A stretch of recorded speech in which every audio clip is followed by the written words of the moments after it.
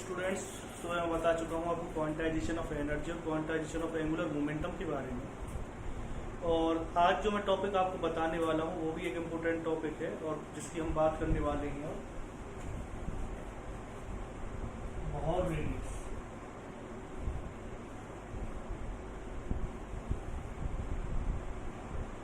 इसके लिए थोड़ा सा हम डिटेल में जाते हैं बॉहर रेडियस के लिए। सबसे पहली डिटेल क्या है इसके अंदर कि अगर जब हम बॉहर रेडियस के बारे में पढ़ते हैं तो हमें कुछ चीजों के बारे में ज्यादा जानना पड़ेगा। क्या क्या चीज जाननी पड़ेगी? आप जानते हैं कि जो इलेक्ट्रॉन है वो न्यूक्लियस के सराउंडिंग में रिवॉल्व करता रहता है एक सर्कुलर पाथ के अंदर। इलेक्ट्रॉन रिवॉल्व कर रहा है न्यूक्लियस के अंदर, न्यूक्लियस मतलब कि न्यूक्लियस की सराउंडिंग में एक सर्कुलर पाथ के अंदर। तो यहाँ पर दो तरह के फोर्स काम करते हैं। जो फोर्स इलेक्ट्रॉन लगा रहा है इसके ऊपर, न्यूक्लियस के ऊपर,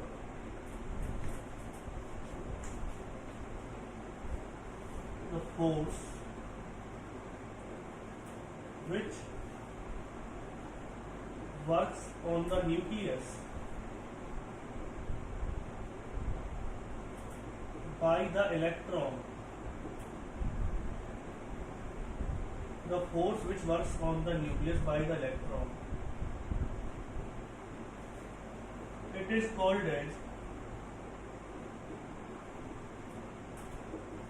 centripetal force।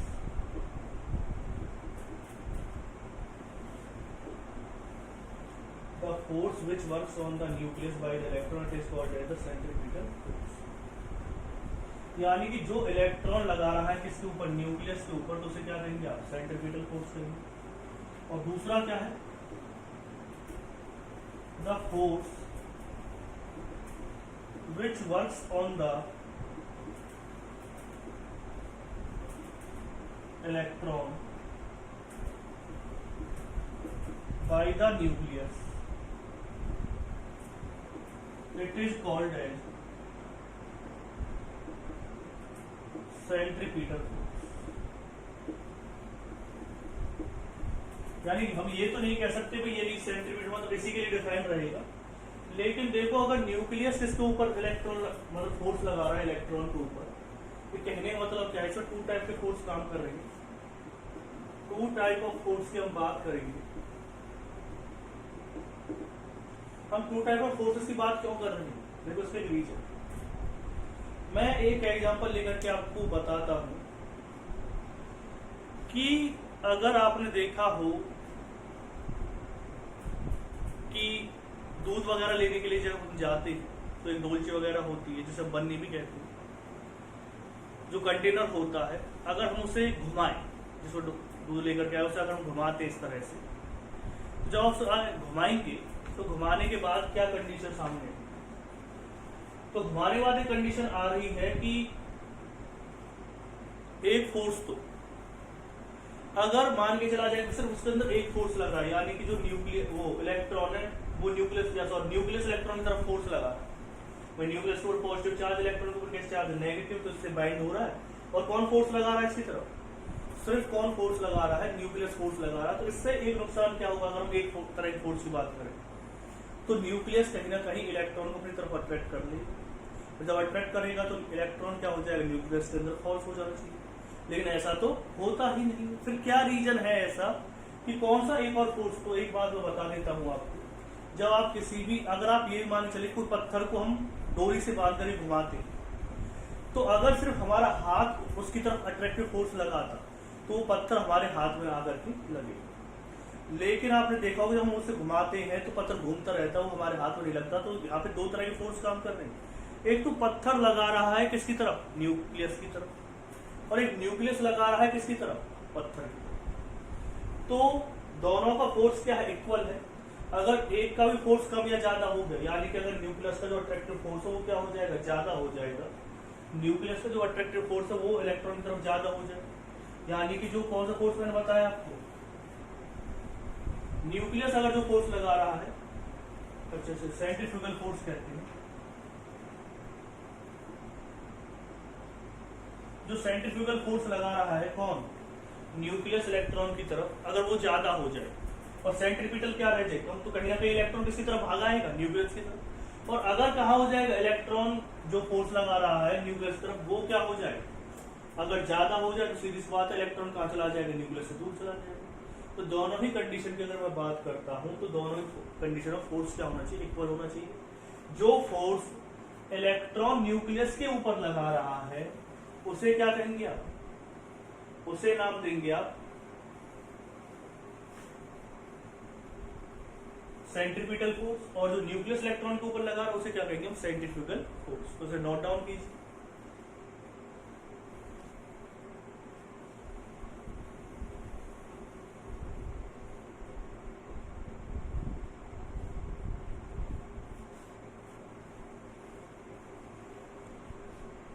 अगर मैं बात करूं सेंट्रीफ्यूगल फोर्स किसके बराबर रहता है, इलेक्ट्रोस्टैटिक फोर्स। तो इलेक्ट्रोस्टैटिक फोर्स क्या होता है, दो चार्ज के बीच जो फोर्स काम करेगा, दो अपोजिट चार्ज के बीच में, उसे क्या कहते हैं हम, इलेक्ट्रोस्टैटिक फोर्स कहते हैं। तो क्या है, F इक्वल टू के Q1 अपॉन में Q2 अपॉन में R। ये इलेक्ट्रोस्टैटिक फोर्स का क्या होता है फॉर्मूला। इसमें K क्या है, कांस्टेंट है, Q1 Q2 क्या है, इसमें चार्ज है, और R क्या है, radius.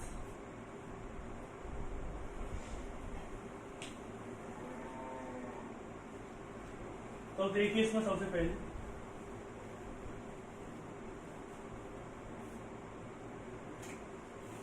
In an atom centripetal force किसके बराबर हो जाएगा, सेंट्रीफ्यूगल फोर्स। सेंट्रीपिटल जो फोर्स है किसके बराबर होना चाहिए, सेंट्रीफ्यूगल फोर्स के बराबर होना चाहिए। ठीक है, तो मैं बता रहा था आपको, अगर हम बात करते सेंट्रीपिटल फोर्स की तो इसका फॉर्मूला होता है mv स्क्वायर अपॉन r। ये सेंट्रीपिटल फोर्स का फॉर्मूला है। और मैंने बताया था जो सेंट्रीफ्यूगल फोर्स होता है वो और कुछ नहीं है, वो क्या होता है, एक इलेक्ट्रोस्टैटिक फोर्स होता है। तो K इंटू क्या आ जाएगा, Q1 अपॉन में Q2 अपॉन में R। जो K की वैल्यू होती है, कांस्टेंट की वैल्यू होती है, उसे हम 1/4 पाई एप्सिलॉन नॉट भी कहते हैं। ये एप्सिलॉन नॉट क्या होता है, इसे कहते हैं हम परमिटिविटी इन वैक्यूम।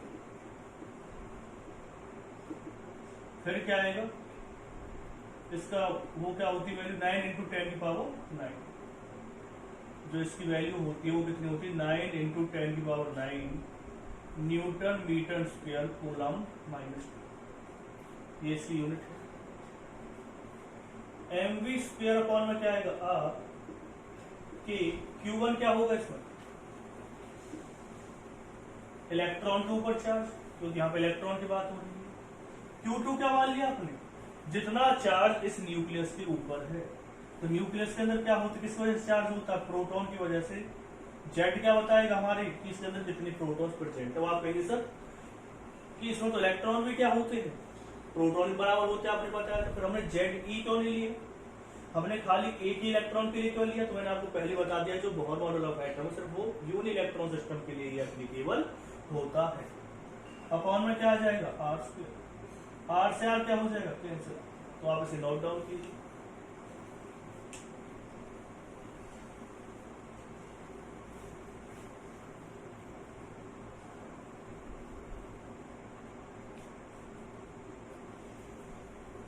अगर हम इसकी बात करेंगे तो फॉर्मूला क्या है हमारे पास, mv square K Z E square upon R. But आप जानते हैं mv r तो किसके बराबर होता है, nh अपॉन में 2 पाई। जो mv r की वैल्यू होती है वो क्या होती है, nh अपॉन में 2 पाई। तो यहाँ पर हम किसकी वैल्यू निकाल लेंगे, v की वैल्यू निकाल लेंगे इस फॉर्मूले से। तो nh अपॉन में 2 पाई इंटू क्या आ जाएगा, m। इस इक्वेशन क्या मान लेंगे, फर्स्ट इस इक्वेशन क्या मान लेंगे, second. Put equation second into first. Equation second को सपोर्ट करना आपको, फर्स्ट का पुट करना है। तो क्या आएगा, एम एन स्क्वेयर अपॉन में एच का स्क्वेयर 2 पाई का स्क्वेयर एम का स्क्वेयर आर का स्क्वेयर इक्वल टू क्या आ जाएगा के स्क्वेयर, तो के नहीं आया, खाली क्या के जेड ई का स्क्वेयर अपॉन आर से आर क्या हो जाएगा कैंसिल। तो इसे लिखिए आप जहां तक मैंने जो आपको बताया।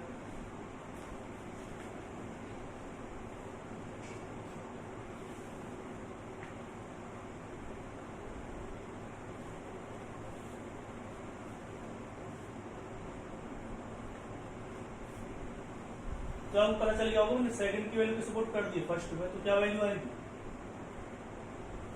एम से एम क्या हो जाएगा कैंसिल आउट। तो आप इसे लिख सकते हैं N square upon H square 4 pi square into क्या आएगा एम आर इक्वल टू क्या आएगा के इंटू जेड ई का।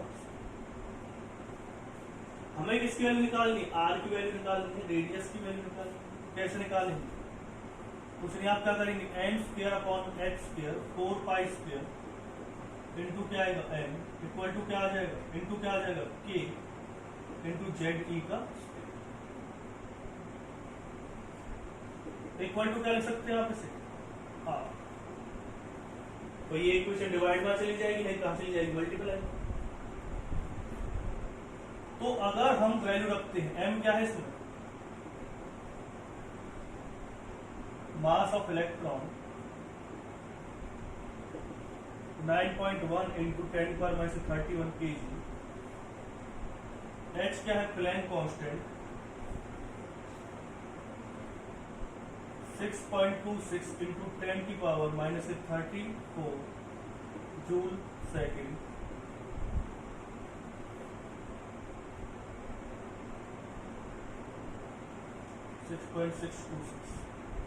अगर हम वैल्यू रखते हैं किसकी एम की होगी, के की वैल्यू क्या रखनी है 9.1 इंटू 10⁻9,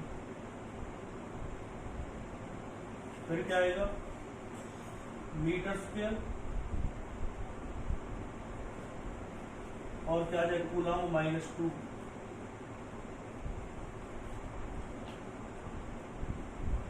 न्यूटन। उससे आगे क्या आएगा ई क्या है चार्ज 1.6 इंटू 10⁻19 कूलम। और पाई की वैल्यू आप जानते ही, अगर सभी वैल्यू को हम पुट करते हैं इसके अंदर तो वैल्यू आएगी 0.529 एन स्क्वायर अपॉन में जेड। इनकी वैल्यू अब हर एक के लिए अलग अलग होती है, हर एक शेल के लिए अलग होती है, हर एक एटम के लिए अलग अलग होती है। और इसकी वैल्यू आपको किसमें लेनी एंगस्ट्रॉम में लेनी है। याद रखना है कि जो रेडियस वैल्यू आएगी वो किसमें आएगी एंगस्ट्रॉम में आएगी।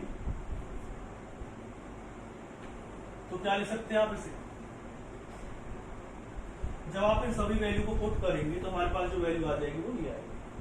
जेड क्या है इसमें, जेड आप लिख सकते हैं एटॉमिक नंबर, और एन क्या आएगा, एन आएगा नंबर ऑफ शेल।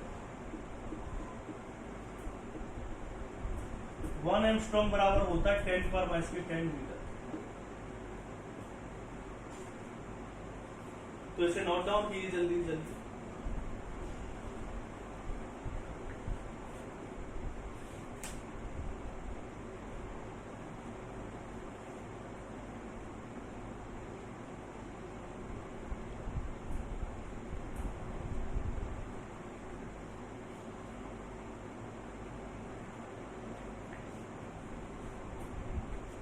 तो आपने नोट डाउन कर लिया होगा।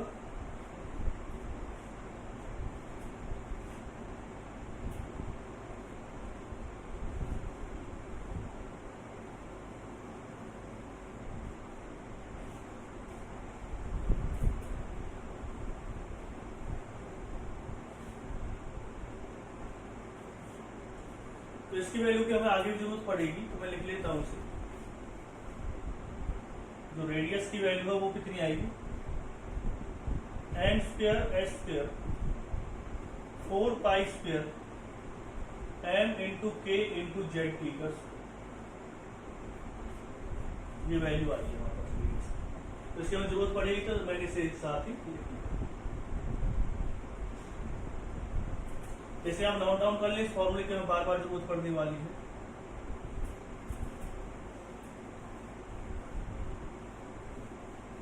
अब आते हैं हम नेक्स्ट पे, बॉल रेडियस आपकी आ गई है। अब क्या निकालना है आपको, velocity of electron.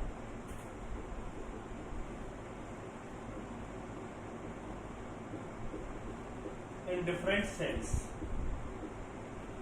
Different cells के अंदर हम इलेक्ट्रॉन्स की वेलोसिटी कैसे निकालें। तो आप जानते हैं M V R equal to क्या होता है, एन एच अपॉन में 2 पाई। बट आपने पढ़ रखा है आर किसके बराबर होता है, तो वेलोसिटी निकालनी, एन स्क्वायर अपॉन में H square 4 pi square into M into K into Z D का स्क्वायर। तो इसे इक्वेशन फर्स्ट मान लो, इसे इक्वेशन सेकंड मान लो, put equation second into first. Second equation को कैसे पुट कर दो, फर्स्ट में पुट कर दो, तो क्या चेंज आएगा वो देखिए, m इंटू क्या आ जाएगा v, एन एच अपॉन में क्या लिखोगे 2 पाई, r यहाँ पे चला लिख देंगे मल्टीप्लाई डिवाइड में, सॉरी, तो क्या आएगा एन स्क्वायर अपॉन में क्या आ जाएगा H square 4 pi square into M into K into Z T का स्क्वायर।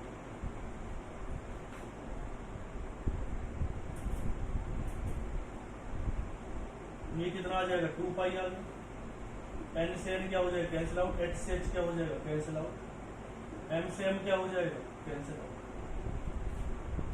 तो बचा क्या है हमारे पास इसमें, v इक्वल टू क्या आएगा 2 पाई इंटू क्या आएगा k जेड टी का स्क्वायर अपॉन में क्या आ जाएगा n। तो आप इसे ऐसे लिख लो e का स्क्वायर और इंटू क्या आ जाएगा जेड बाई एन। और तो मेरे हिसाब से कुछ बचा नहीं है इसमें, एक चीज और बचा नहीं है क्या, h। तो इन सब की वैल्यू आपको पता ही है, सभी वही पुरानी वैल्यू है। इनकी वैल्यू अगर हम पुट करेंगे तो जो वेलोसिटी की वैल्यू आएगी वो आएगी 2.188 into 10⁻6 Z by N metre. इसकी जो यूनिट लोगे आप क्या लोगे, मीटर, वही मीटर पर सेकंड।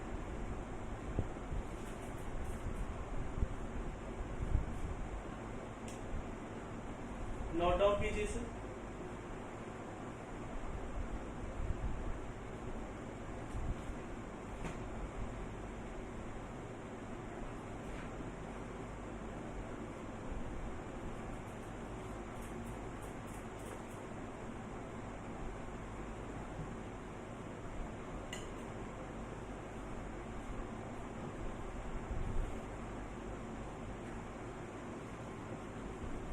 तो v की वैल्यू भी आपने लिख ली,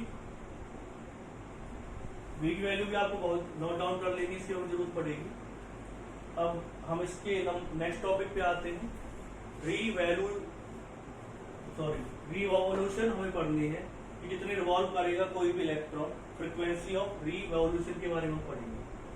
तो रिवॉल्यूशन की अगर हम बात करते हैं तो कैसे होगा, देखिए रिवॉल्यूशन की अगर हम बात करेंगे तो इस फॉर्मूले को भी मैं लिख लेता हूँ यहाँ पे साइड में, ये आप मान लीजिए दोनों साइड में हमने लिख लिए हैं ये दोनों फॉर्मूले।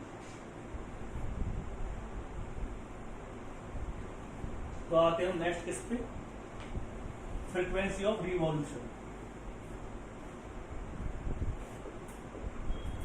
Frequency of revolution,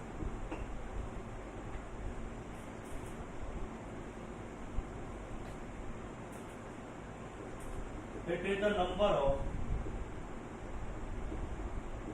revolution of electrons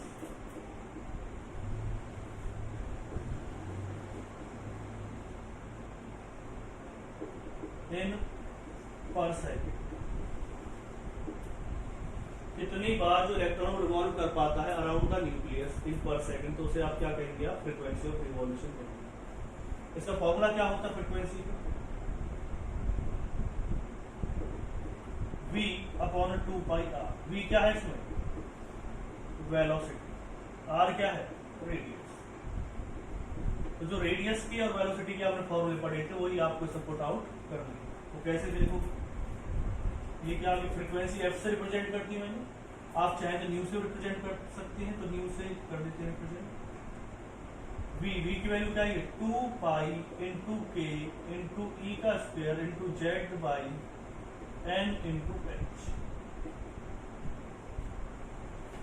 2 pi नीचे ही आएगा इंटू क्या है आर की वैल्यू क्या है हमारे पास N square upon H square, N square into H square, और अपॉन में क्या दे रखा 4 pi square into M into K into Z D का। तो 2 पाई से 2 पाई क्या होगा कैंसिल आउट हो गया। आगे देखिए इसमें और क्या कैंसिल आउट हो सकते हैं।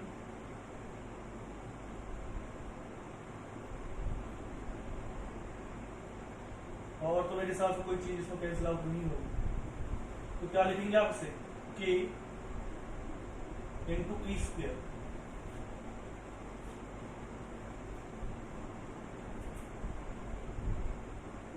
इंटू क्या आएगा 4 पाई का स्क्वायर इंटू क्या आ जाएगा m इंटू क्या आएगा k इंटू ई स्क्वायर अपॉन में क्या आ जाएगा h का क्यूब, और इसे क्या लिख सकते हो आप जेड स्क्वायर अपॉन में n का। देखिए इसे फ्रीक्वेंसी का फॉर्मूला आ गया है, और फ्रीक्वेंसी डायरेक्ट प्रोपोर्शनल किससे आती है जेड का स्क्वायर एन का, इनकी डायरेक्ट प्रोपोर्शनल आएगी। इसे मैं क्यों नहीं ले रहा, क्योंकि ये पूरी की पूरी वैल्यू क्या होती है कांस्टेंट, आप जानते हैं इनकी सबकी वैल्यू क्या है फिक्स।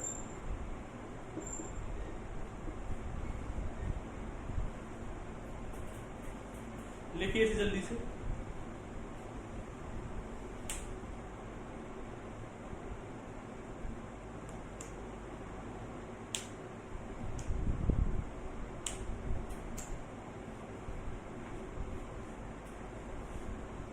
अगर इसकी बात करते हैं हम, क्या दे रखा वेलोसिटी दे रखी, वो फ्रीक्वेंसी दे रखी है। आप जानते हैं जो फ्रीक्वेंसी है वो इनवर्सली प्रोपोर्शनल इसके होती है टाइम पीरियड की, इक्वल टू क्या होती है 1/t। तो आप एक बात तो समझ गए होंगे, जो फ्रीक्वेंसी होगी वो क्या हो जाएगी एम क्यू अपॉन में जेड। तो फ्रीक्वेंसी होगी वो डायरेक्ट प्रोपोर्शनल आ जाएगी एम क्यू अपॉन में जेड। तो आप इसे नोट डाउन कर सकते हैं, सॉरी फ्रीक्वेंसी नहीं टाइम पीरियड, क्योंकि टाइम पीरियड इनवर्स होता है किसका फ्रीक्वेंसी का। तो टाइम क्या आ जाएगा जो टाइम पीरियड है वो इनवर्सली प्रोपोर्शनल आएगा किसके एन क्यू अपॉन में जेड, यानी कि इसका अपोजिट रेसिप्रोकल हो जाएगा। समझ में आ गया होगा आपको टाइम पीरियड कैसे आएगा एन की क्यू अपॉन में जेड स्क्वायर। उसे नोट डाउन कीजिए। फ्रीक्वेंसी ऑफ रिवॉल्यूशन के बारे में आप पढ़ चुके हैं। फ्रीक्वेंसी जो रिवॉल्यूशन है वो टाइम पीरियड की क्या होती है, किस फ्रीक्वेंसी वैसे भी टाइम पीरियड की क्या होती है इनवर्स होती है। तो टाइम पीरियड क्या हो जाएगा, ये Z square upon N cube था, ये क्या हो जाएगा एन क्यूब अपॉन में जेड स्क्वायर। नोट डाउन कीजिए।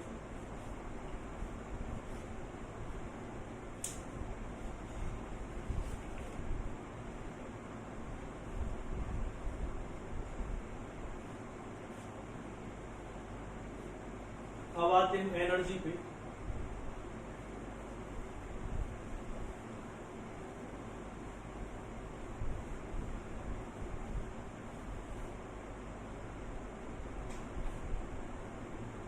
एनर्जी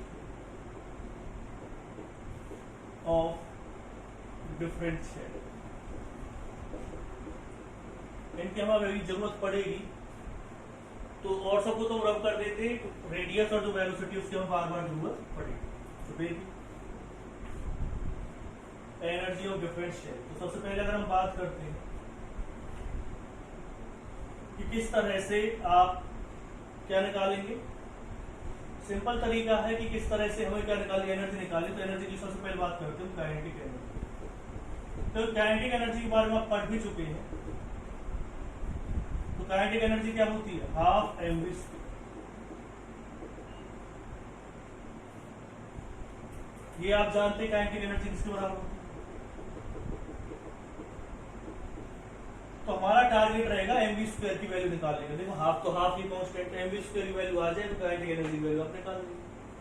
तो हम जाते हैं फिर एक इक्वेशन पे, आपने पढ़ा था mv square upon r equal to क्या होता है k z square upon r square. आपको याद है, आपको इन सब बिल्कुल याद है। सबसे पहले इक्वेशन हमने ये लिखी सेंट्रीफ्यूगल फोर्स से आता है, सेंट्रीफ्यूगल फोर्स से ये आता है।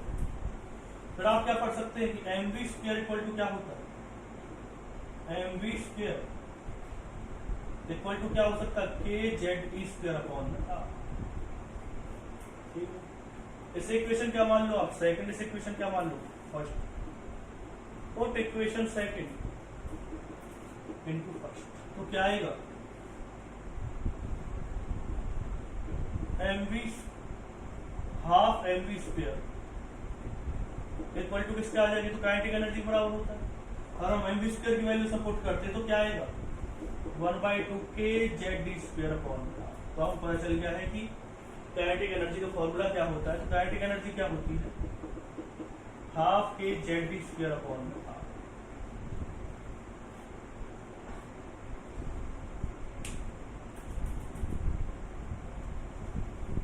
तो काइनेटिक एनर्जी का फॉर्मूला जब आपको पता चल गया।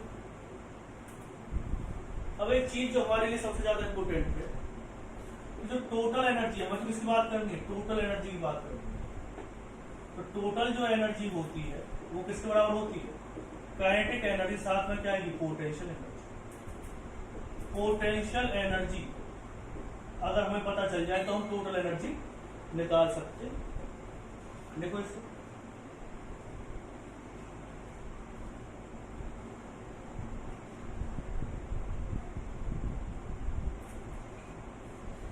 अगर हमें पोटेंशियल एनर्जी का पता चल जाए तो हम क्या क्या निकाल सकते हैं, टोटल एनर्जी निकाल सकते हैं। दो अपोजिट चार्ज के बीच में जो पोटेंशियल एनर्जी होती है वो बराबर आती है कि Z E square upon R. यहाँ पे चार्ज आएगा नेगेटिव, तो के जेड ई स्क्वायर अपॉन में क्या आएगा आर, इस बराबर होता है potential energy.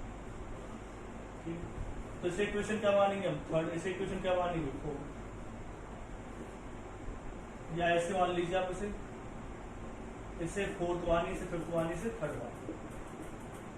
Put equation third and fifth into fourth, तो क्या आ जाएगा हमारे पास, जो टोटल एनर्जी है इलेक्ट्रॉन की किसके बराबर आएगी, हाफ के जेड ई स्क्वायर अपॉन में आर इक्वल टू क्या आ जाएगा, सॉरी ऐड करेंगे माइनस के जेड ई स्क्वायर अपॉन में क्या आएगा आर। तो क्या बचेगा, टोटल एनर्जी किसके बराबर आ जाएगी, माइनस हाफ के जेड ई स्क्वायर अपॉन में आर। तो ये आपको पता चल गया वो किस तरह से क्या इक्वेशन मैंने आपके सामने लिखी है। काइनेटिक एनर्जी हमने निकाली थी, पहले मैंने क्वेश्चन बता दी थी आप काइनेटिक एनर्जी कैसे निकालते हैं। उससे आपने काइनेटिक एनर्जी निकाली, पोटेंशियल एनर्जी का फॉर्मूला ये होता है, टोटल एनर्जी किसके बराबर हो जाएगी, काइनेटिक एनर्जी पर उसमें क्या ऐड कीजिए, पोटेंशियल एनर्जी। फिर क्या था, टोटल एनर्जी हमारे पास ये आ गई। अब अगर हम रिलेशन निकालें, अगर हम रिलेशन निकालते किस किसके बीच में,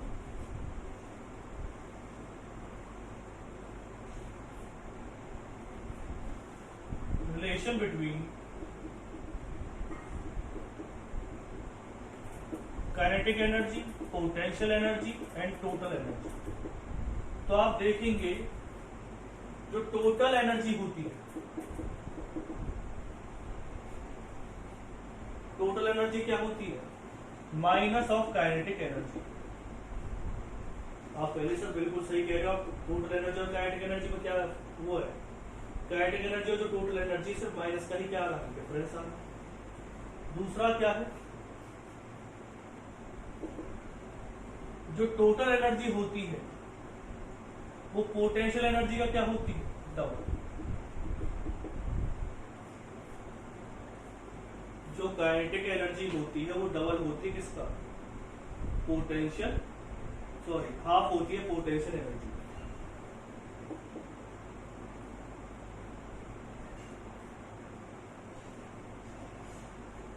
तो एक चीज आप नोट डाउन कर लो, ये रिलेशन है टोटल एनर्जी, काइनेटिक एनर्जी और पोटेंशियल एनर्जी।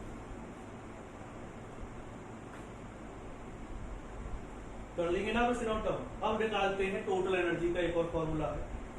ये तो रिलेशन आ गया टोटल एनर्जी और काइनेटिक एनर्जी और पोटेंशियल एनर्जी।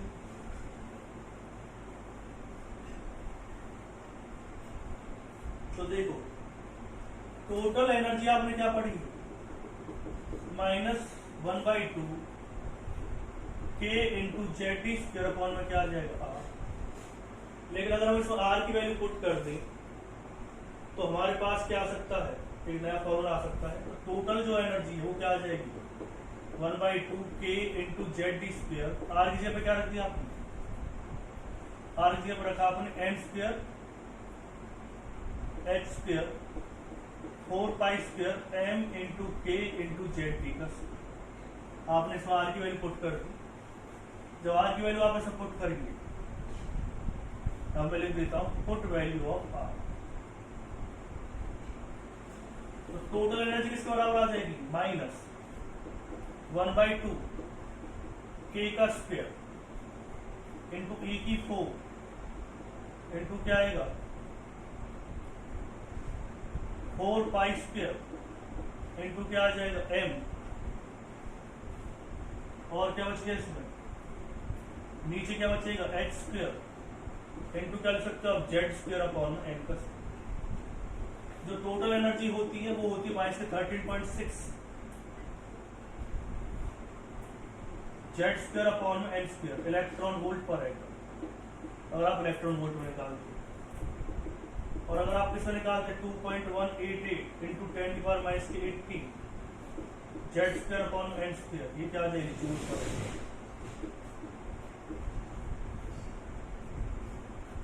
इसकी मल्टीप्लाई अगर आप 1.6 इंटू 10⁻90 से कर देंगे तो हमारे पास ये वैल्यू आएगी। तो मैंने आपको बता दिया कि अगर आप जूल में निकालना चाहते हैं जूल में, और अगर आप इलेक्ट्रॉन वोल्ट में निकालना चाहते हैं तो इलेक्ट्रॉन वोल्ट पर एटम में। ये क्या होता है एनर्जी का फॉर्मूला। तो मैंने आपको बता दिया है किस तरह से आप एनर्जी का फॉर्मूला निकालेंगे, किस तरह से आप टोटल एनर्जी निकालेंगे, कैसे आप पोटेंशियल एनर्जी निकालेंगे। तो ज्यादातर क्वेश्चंस मैंने आपको करवाने मिल जाती है एनर्जी का। तो आप इन क्वेश्चंस को कीजिए, मतलब इन फॉर्मूलों को लिख लीजिए। टोटल एनर्जी का फॉर्मूला आपको पता होना चाहिए, काइनेटिक पोटेंशियल एनर्जी और टोटल एनर्जी रिलेशन पता होना चाहिए, वेलोसिटी का वो वाला फॉर्मूला जो मैंने आपको सॉल्यूशन करने के बाद बताया था वो पता होना चाहिए, रेडियस का फॉर्मूला पता होना चाहिए। तो ये सभी चीजें आपको पता होनी चाहिए, क्योंकि नेक्स्ट जब हम न्यूमेरिकल करेंगे तो बहुत से न्यूमेरिकल इन्हीं के ऊपर क्या है बेस्ड है।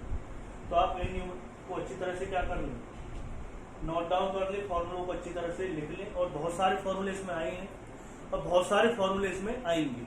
तो इन सभी फॉर्मूलों को अगर आप एक जगह पे लिख लेते हैं तो ये बहुत ही अच्छा रहेगा। स्ट्रक्चर ऑफ एटम के फॉर्मूले एक पेज पर अगर आप लिख लेते हैं तो जब आप न्यूमेरिकल पोर्शन करेंगे इसका तो आपको करने में बहुत ज्यादा क्या होगी, आसानी होगी। चाहे वो बॉन्डिंग एनर्जी का फॉर्मूला है, चाहे स्टॉपिंग पोटेंशियल का फॉर्मूला है, चाहे काइनेटिक एनर्जी वाला फॉर्मूला था पहले जो हमने करवाया था काइनेटिक एनर्जी वाला फॉर्मूला, चाहे आपने वेवलेंथ फ्रीक्वेंसी और काइनेटिक वेलोसिटी में क्या देखा था, रिलेशन देखा था। तो जितने भी फॉर्मूले हमने अभी तक पढ़े, चाहे प्लैंक क्वांटम थ्योरी का फॉर्मूला है, इन सभी फॉर्मूलों को आप एक जगह नोट डाउन कर लीजिए क्योंकि हमारे बहुत ज्यादा हेल्प करने वाले हैं। तो इसको लिखिए और देखिए किस तरह से हुआ, क्योंकि एक बार इससे जो क्वेश्चन है वो एडवांस में आया था। तो एडवांस में जो क्वेश्चन आया था वो बहुत रेडियस से आया था और डेरिवेशन से आया था। तो इसलिए मैं बता रहा हूँ कि डेरिवेशन को भी आप हल्के में ना